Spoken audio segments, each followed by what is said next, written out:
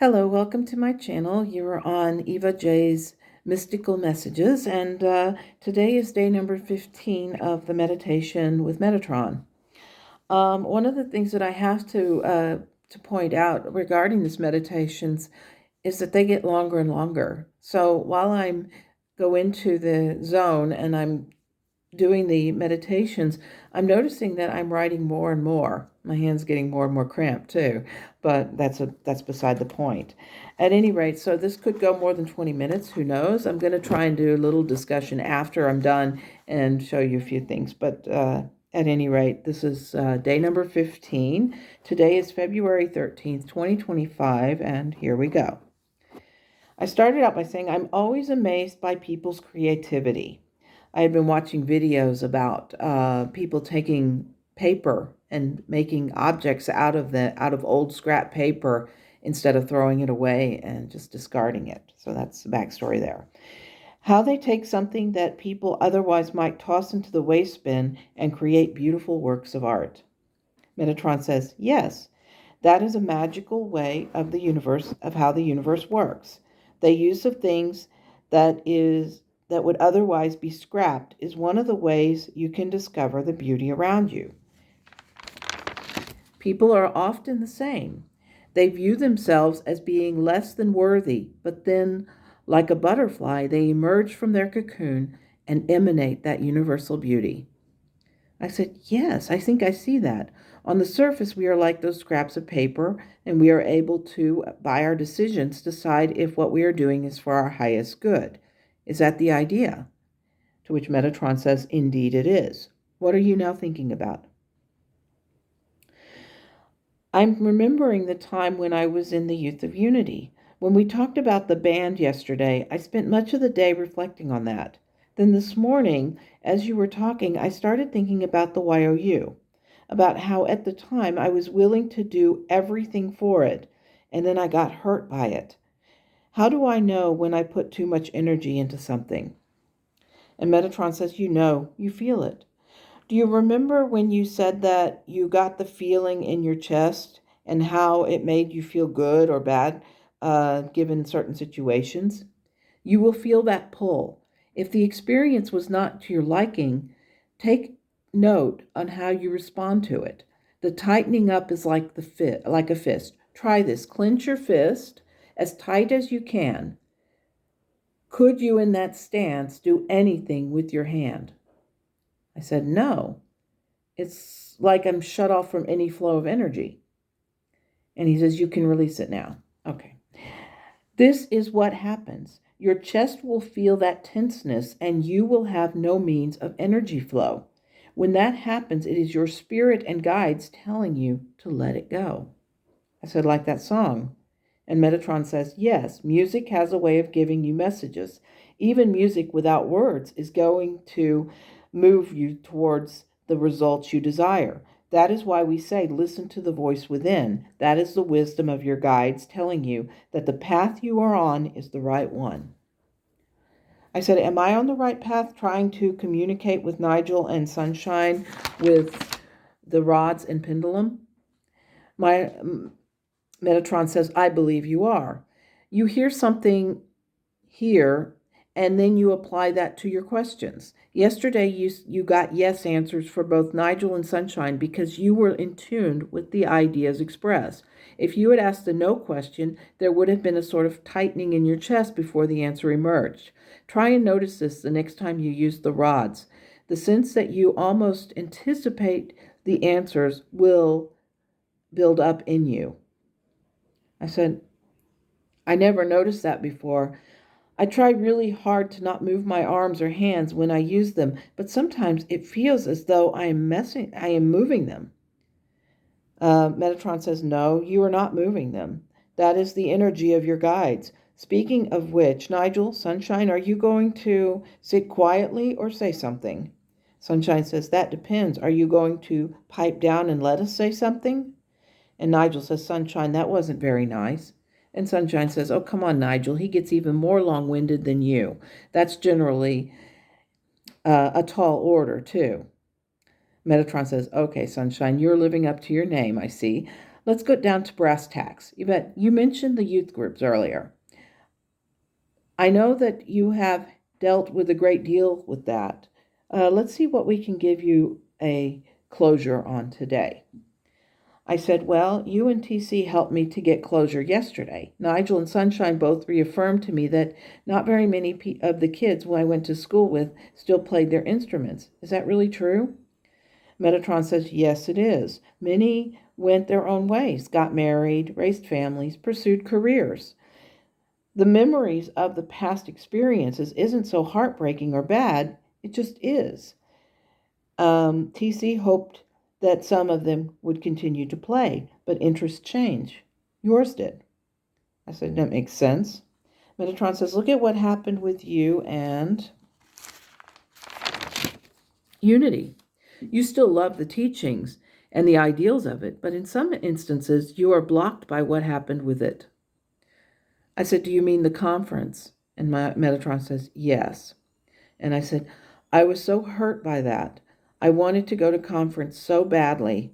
I had met a girl at the rally who became my best friend, and we both dreamed of going to conference together. We were absolutely thrilled at the idea of going, but we had to be nominated by our chapter head. My chapter was a really messed up lot, but I was a bit of a geeky outcast. I wanted to go, and I wanted to be picked to go, but because each chapter got to pick a certain number of people to go, we were basically competing with each other to go. I had run for office in the chapter, but was never voted in. I wasn't one of the cool kids. Nigel says, so you didn't get to go? I said, yeah. The sponsor of the group not only didn't pick me to go, no one told me until after the rally. They had known before the rally about who was going. They basically just strung me along. And I said, to add insult to injury, I heard later that they had been allotted 5 places for the chapter, but only took 4 people. It was the ultimate betrayal. Metatron says, you never forgot that. I said, no, I didn't. Whenever I think about it, my temperature goes up. It was probably the worst thing to happen after I had put everything I could into that group. And Nigel says, you know you need to let that go. Oh, I said, oh, I did. I was just reminded of it. What eventually made me realize that my saying it's okay was basically me not wanting to say what I really felt. With TC, it was the truly okay. I didn't lie about that. What really made me think that it was some years later. The group's leader calls me on the phone, and she's all upset. I don't know why she called me, but I was like, okay, Vet, go with the flow. And Nigel asked, what did she tell you? I said she gave me an earful. She asked me if I had spoken to one of the girls from the group. I said no, I had pretty much cut ties with a lot of them after the conference fiasco. Well, anyway, she starts telling me that this person got involved in a really conservative religion, and the girl had written a long letter to her telling her that Unity was a cult, that the entire group was sans a few of us, were on drugs. She was really upset. As she relayed this information to me, I felt really sorry for her. I know how it feels to devote a large part of myself to a group only to have that betrayal hit me squarely between the eyes.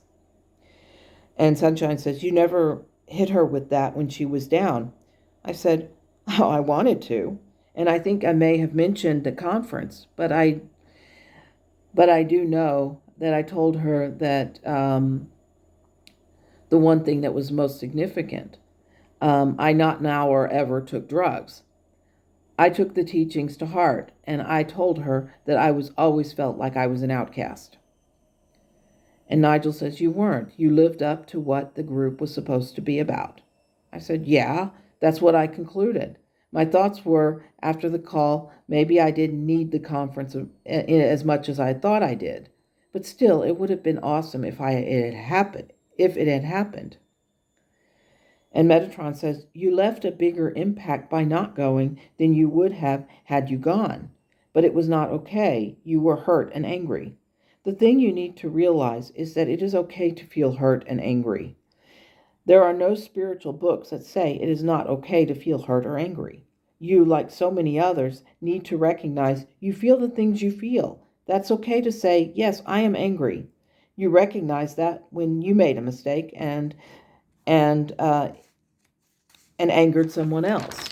I said, yeah, I tried to acknowledge my mistake. I have always tried to say and do the right thing. And when I said something that wasn't nice, I later on my own went to that person and said, look, I said something that was really out of line. It was not nice, and for that I apologize. She responded by saying, yes, you did, and I was really angry. I understood that, and after hanging up, we parted ways. I realized that my words were not nice, and now I try not to say nasty words to anyone.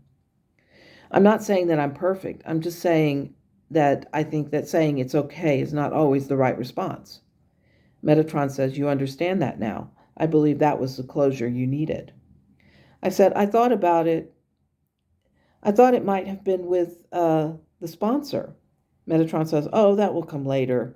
You must not always have others come in. Sometimes the simple act of realization is enough to bring about the necessary closure. You are making great strides. I said, I still have a ways to go. And Metatron says, don't we all? Do you think that angels and guides are perfect all the time? I said, sure, you're closer to the source. And Sunshine says, she's got you there, Metatron. Yvette is no dummy. And Metatron said, touche.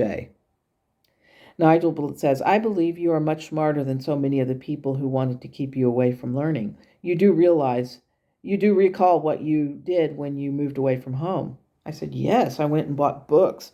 I was basically blocked from buying spiritual books as a teenager, but then as soon as I was old enough, I bought and read books. That was when I started learning about these topics. Nigel says, well, you did get a book on numerology as a teenager. I said, and this is the book. I said, it was a gift. I had a friend who took me shopping, and when she said that churches would frown on books like this, I grabbed it off the shelf, and she laughed and bought it for me. I still have it, which is this book here. Metatron says, keep in mind that you, regardless of the actions of others, will always be on the right path. You just have to accept that you are not defined by what the other people want, but by what you want. I said, thank you. I love you all. And they all said, and we love you. So that was the meditation, and I'm 12 minutes in, but so I guess I do have a little bit of time to unpack all of this. In reference to the youth group and what happened with that, it was something that stayed with me for a very long time, and I think my best friend even still remembers it and remembers how heartbreaking it was for me at the time when I went through that. So yeah, there was that instance, and throughout the meditation, I kept thinking that maybe Metatron was going to bring in the sponsor.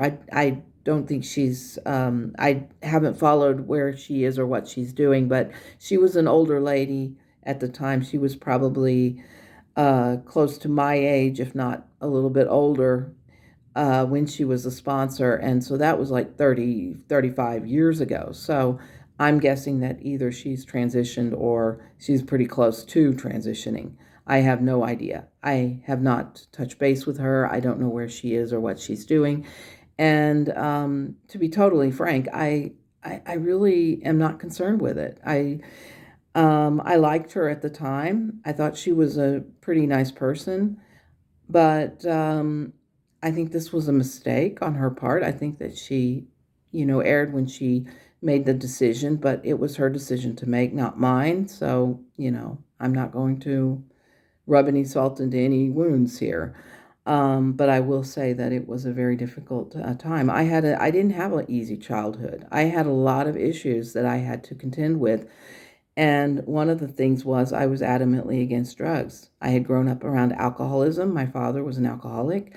He died when I was 20. And so I was adamantly against drugs. I was not going to take drugs. Wasn't going to do that.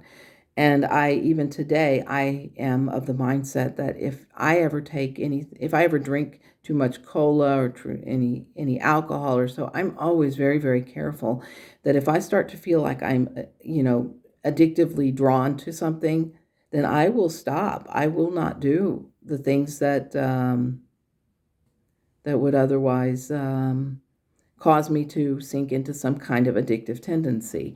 So that is me. That is how I am. And so this was something that I seriously felt very strongly about.